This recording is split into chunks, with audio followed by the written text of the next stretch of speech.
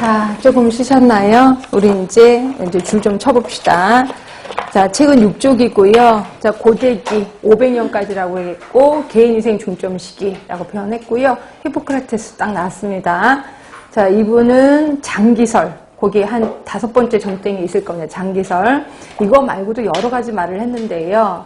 이 중에 에피데믹 1, 에피데믹 2라는 책을 썼어요. 에피데믹은 한국말로 유행이라고도 하고요. 또는 역학이라고도 얘기를 합니다. 그래서 예전에는 역학이라는 말을 최초로 사용한 사람은 누구냐? 한번 이렇게 문제도 나온 적이 있었거든요. 네, 히포크라테스예요. 또는 유행이라는 말을 최초로 만든 사람 누구냐? 역시 히포크라테스라고 보시면 돼요. 그래서 에피데믹 1, 2라는 책도 썼고, 또 하나가 4개의 체액설이에요. 이 몸에는 4개의 액체로 이루어져 있다는 거죠. 그래서 이 4개의 액체가 균형을 받으면 건강한 거다라고 되어 있고요. 4개의 액체가 혈액, 점액, 황담, 흑담.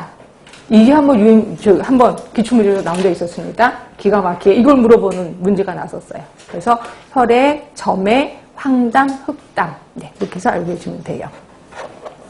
이 히포크라테스의 제자가 있었거든요. 그 제자가 갈렌 또는 갈레뉴스라고도 표현합니다. 갈렌이라고도 하고요. 갈레뉴스라고도 하는데 이분은 장기설을 계승하신 분이에요. 계승하고 이 장기설을 완성했다라고 보시면 되고요.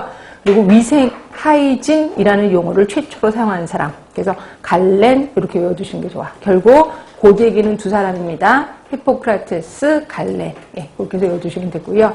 자, 중세기로 들어갑시다.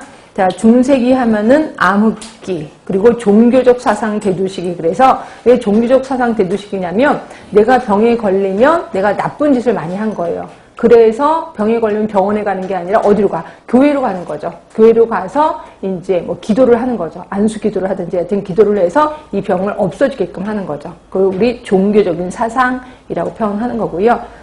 자, 아까 제가 얘기한 것처럼 온갖 병이 다 나돌았다라고 표현했는데 그 병의 종류가 거의 보이시나요? 패스트, 납병, 천연두, 디프테리, 홍역 등등등. 근데 이 중에서 좀 기억해 두셔야 될 게 패스트 좀 기억해 두세요.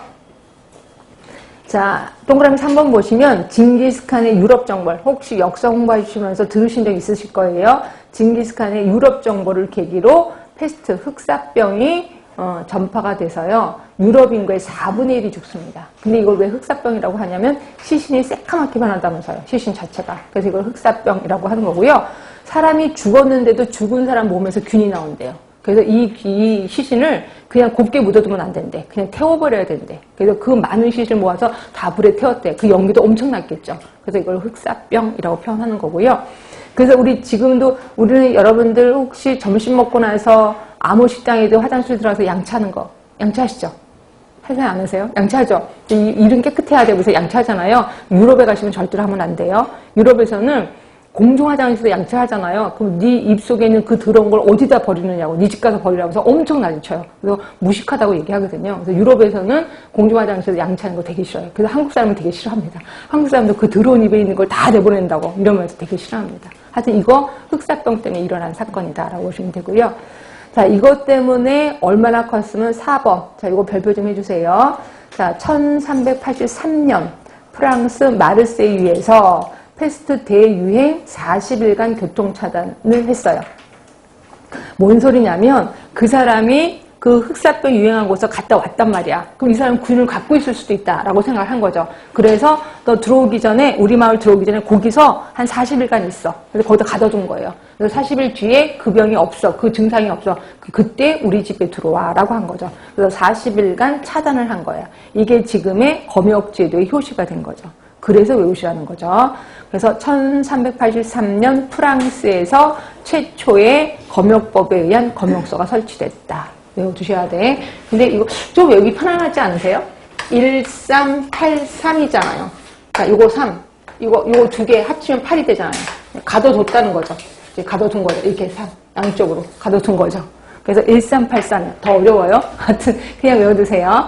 1383년 프랑스에서 세계 최초의 검역법이 지정됐고 세계 최초의 검역소가 설치됐다. 이렇게 외워주시면 되고, 중세기에서는 제가 패스트 기억하시고 그 다음에 검역소 기억하시라고 얘기를 했고요. 여명기입니다. 여명기라고 했고 제가 다른 말로 근세기라고 표현했고 요람기 그리고 공중보건 사상이 잉태가 됐다. 그러니까 국가가 국민의 병에 대해서 신경을 썼던 시기가 여명기라고 표현했고요. 자, 르네상스 있었고 옆에 가시면 영국의 산업혁명 이러면서 영국의 산업혁명이 조금 더 크다라고 표현했고요. 자, 여기에서 만나는 사람 프랭크라는 사람이 있어요. 프랭크는 전 의사가 경찰처럼 행동해야 된다라고 표현했어요. 전 의사의 경찰 체계. 그러니까 이게 뭐냐면 의사들이 경찰처럼 똑같이 해야 돼. 그래서 환자들 싫다고 하면 강제로 뭔가를 해야 돼. 예를 들어서 예방주사 하려고 하는데 나 예방주사 맞기 싫어하고 강제로 예방주사 놔야 된다는 거죠. 그렇게 얘기한 사람이 프랭크예요. 그래서 전 의사는 경찰처럼 행동해야 된다라고 얘기를 한 거고 이 프랭크의 사상을 그대로 본받은 나라가 어느 나라인지 아세요 혹시? 그게 일본이에요. 일본이 본받았고요. 그래서 일본이 우리나라에 와서 우리나라를 그 일제강점시대 했을 때 경찰국 안에 위생과가 들어가 있었다 이렇게 생각하시면 됩니다. 하여튼 이거예요. 이 프랭크. 그래서 일본이 그대로 받아들였고 일본이 우리나라에서 행패를 부릴 때 경찰이 이제 보건을 담당했었다라고 보시면 됩니다. 하여튼 프랭크. 자, 그 다음에 세 번째 항상 최초는 좀 기억해 주시는 게 좋은데 최초의 국세조사. 국세조사가 뭔지 아시죠? 인구조사 하러 나오는 거예요. 이 국세조사를 최초로 한 나라가